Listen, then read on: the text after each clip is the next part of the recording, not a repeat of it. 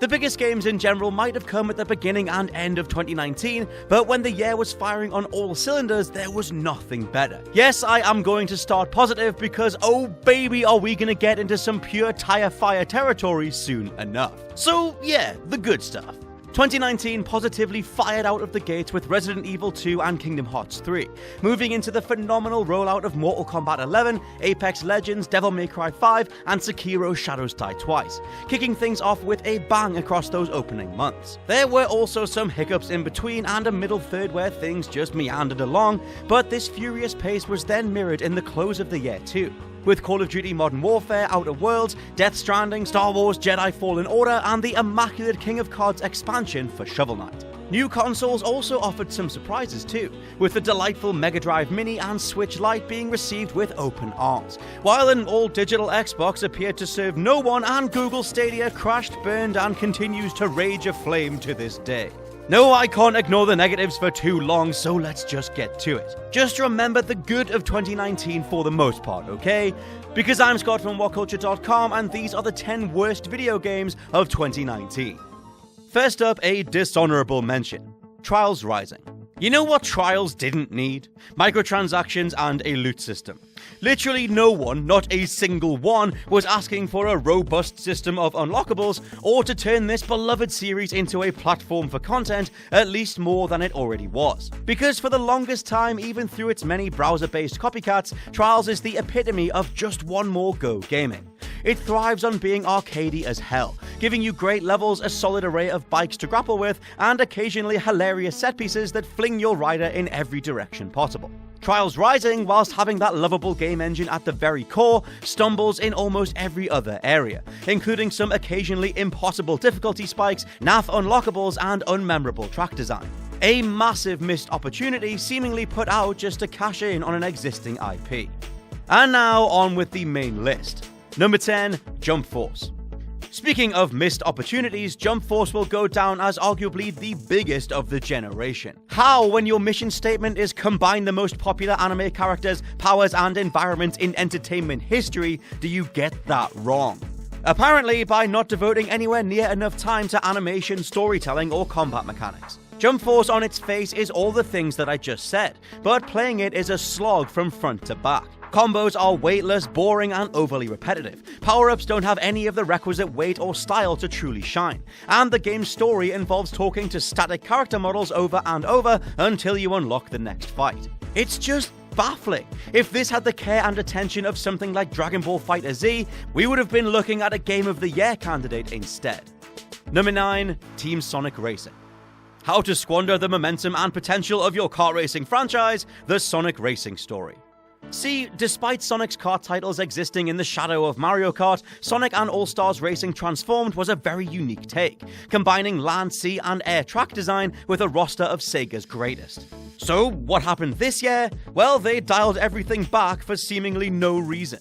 All of the All-Stars were gone, reducing the lineup to wider Sonic characters that nobody really cares about, and gameplay was back to just 4 wheels on the ground again. It was a bizarre backstep for a spin-off series otherwise primed to deliver its best installment yet. We got something that felt phoned in to compete with Crash Team Racing Nitro Fueled. They even paraphrased the same name and released beforehand, rather than a product that would have soared if given the proper time in the oven. Number 8, Mario Kart Tour. It might be the best-selling app in mobile Nintendo history, but Mario Kart Tour also continued the company's truly terrible rollout of watered-down mobile offerings. From Fire Emblem Heroes to Animal Crossing Pocket Camp, Tour also takes some of the most recognizable and easy-to-enjoy aspects of its bigger brethren, only to reduce gameplay down to mind-numbing nothingness. Seriously, you have no idea how bad this thing controls. Besides progression being centered on opening loot boxes and hoping that you can unlock Mario himself, neither the one finger or tilt options offer anywhere near enough depth to enjoy what's actually on screen.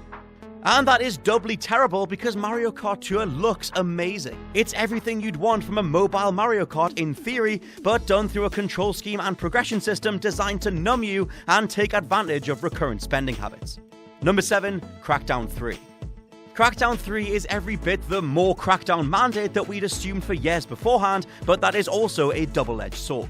After going from platform leader, revealed at the launch of the Xbox One and destined to single-handedly pioneer cloud processing technology, over the last 6 years it felt like every new feature was slowly stripped away. Besides cloud processing not really being a thing in the end, because Microsoft have ultimately hand-waved away explaining it at this point, the game's ultimate destruction was also paper-thin. Where things like Red Faction Guerrilla or Control offer splintering parts of the environment and full-on destruction of property, Crackdown 3 lets you leave tiny cracks in some things sometimes. Its deformation tech amounts to shattered glass, chunks of falling concrete, and specific things collapsing if you're lucky, but not much more. And lastly, the idea of shared chaos with friends, or the new deathmatch modes, are either stuttering messes or feel pointless to play, as Crackdown's inbuilt lock-on combat removes any skill from the bouts themselves. Even the last-minute addition of Terry Crews couldn't save this, and it leaves Crackdown 3 as yet another re-release of the original masquerading as a sequel with more meaningless upgrades. Number 6. Anthem. Another what the hell were they thinking release that continued to mark the decline of BioWare this generation. First we had Mass Effect Andromeda being a laughingstock, then Anthem was a total dumpster inferno. Honestly though, its combat is solid enough and the flight mechanics are stellar. You're just barely given any opportunities to indulge in them.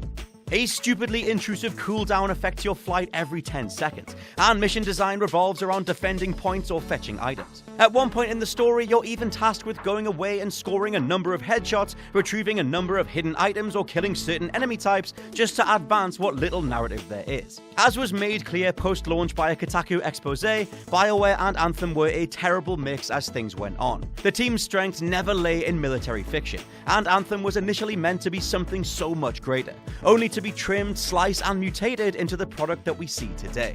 BioWare are now planning a complete No Man's Sky-sized overhaul, but honestly, they would be better off moving on to anything else. Number 5. Ghost Recon Breakpoint. A game so bad you probably forgot it even happened. 2019's Ghost Recon aimed to take Wildlands' experimental open-world mission design, add John Bernthal, and spice things up with advanced technology, just like the Division 2's upgrade system. The result, though, was a god-awful, off-putting mess of microtransactions, story-breaking multiplayer missions, an unacceptable lack of polish, and Bernthal himself playing a stock hoorah mercenary gone rogue. Breakpoint was received so terribly and sold so badly, Ubisoft are, like BioWare with Anthem, planning another complete overhaul, admitting that the game's economy, reward systems, and playability still need considerable work. For a company that's managed to rebuild their reputation after a disastrous start to the generation, this was a stark reminder that Ubisoft's overall approach to game design can still be abusive and predatory in a heartbeat. Number 4. The Stadia launch lineup. Yes, I'm going to mention Stadia because most of the world's probably already forgotten about it. According to the latest data showing only a paltry 19,000 people are playing the Stadia version of Destiny 2, i.e. a flagship title for the platform and a free one at that, it seems like the player numbers are disastrously small for the service overall. Alongside the fact that the platform has no key appeal is the realization that everything you can play will be demonstrably worse than the console version. While the Switch version of something like Mortal Kombat 11 might run at a lower resolution, at least it will be consistent at that resolution. Namely, it won't have any lag. Conversely, the Stadia versions can falter immensely based on your internet connection, and visuals can go from pristine HD to smushes of pixelated nothingness, and back to clarity again. In fighting games or anything requiring responsiveness, i.e. literally all video games, it constantly gets in the way of enjoyment. In short, Stadia is a disaster, and if you are on the fence as to whether it actually works, know that right now, it most definitely does not. Number 3. Left Alive. While the Metal Gear name was being dragged through the muck with Metal Gear Survive and Hideo Kojima was busy making Death Stranding, Left Alive saw Metal Gear artist Yoji Shinkawa lend his sizable talents to a new IP.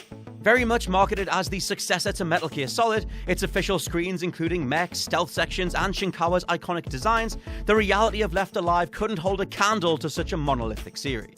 Actively worse though, Left Alive was a shoddy game regardless. Thankfully, Yoji still had Death Stranding to go back to, as playing this came with stilted, outdated animations, broken stealth mechanics, repetitive mech shooting sections, and animation lockups that could kill you in seconds. Simply put, besides some assumed ambitions as a Metal Gear / Splinter Cell analog with added anime elements, not a single part of engaging with Left Alive was remotely enjoyable. Number 2. Dr. Mario World. Another one for the pile of just what the hell are you doing, Nintendo? Dr. Mario was never an especially beloved IP, but it was super simple. A puzzle game centered on lining up tablets as they fall, with you matching color combos for high scores. Dr. Mario World then should have been the easiest thing to get right. But how did they manage to get icons falling into place wrong? By having a terminally slow pace, unresponsive controls, way too short levels, paltry rewards, repetitious mechanics, and an overall sensation of just wasting your time. The worst thing a game can be is boring, and this had less going on than watching wallpaper paste dry. Almost anything is better than playing Dr. Mario World. And for as much as Nintendo used to pride themselves on a seal of quality, it was clearly painfully missing here. And number 1, WWE 2K20. In terms of just how many people got eyes on 2K20 being on fire and the depth of the bugs, glitches, and unfinished nature of the project, the latest WWE game is arguably the disaster of the year. It's gotten to the point now where former devs are speaking out about how the game's reception will affect next year's product, noting that staff are leaving 2K, and I quote, in double digits, just to get away from the ongoing negativity. Back to the game itself, and 2K20 saw a change of developers. Yuks were apparently forced out by publisher 2K, and NBA 2K devs Visual Concepts were asked to finish everything instead. As you can see from the footage though, this did not go very well. 2K20 is missing various fan-favorite modes from years gone by, and what people did get was the textbook definition of a disaster.